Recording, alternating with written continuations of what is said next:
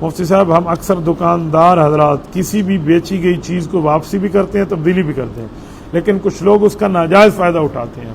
لوگ ہم سے قالین کمبل وغیرہ خرید کے اپنا 1-2 روز کا پروگرام اپنا ایونٹ اٹینڈ کر لیتے ہیں اور پھر وہی چیز واپس کر لیتے ہیں کہ یہ ڈیزائن، یہ کلر پسند نہیں آیا، حالانکہ وہ اپنا فائدہ لے چکے ہوتے ہیں۔ ہم مجبور ہوتے ہیں تبدیلی واپسی کریں یا نہ کریں؟ بالکل ایسی چیز کی تبدیلی اور واپسی نہ کریں۔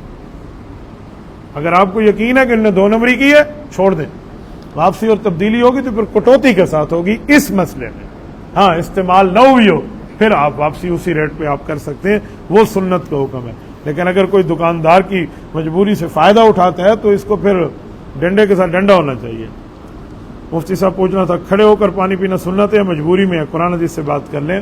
دیکھیں بیٹھ کر پانی پینا سنت ہے، لیکن کھڑے ہو کر کوئی پانی پیتا ہے کسی وجہ سے تو جائز ہے۔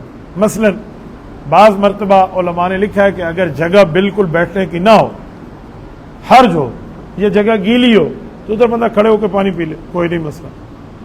یا اس کو کوئی عارضہ لاحق ہے کہ اس وقت بیٹھ نہیں سکتا تو کھڑے ہو کے پی سکتا ہے۔ باقی عام حالات میں جب ہو تو بندہ بیٹھ کر پیے، 3 سانسوں میں پیے، ہر سانس پہ الحمدللہ کہے۔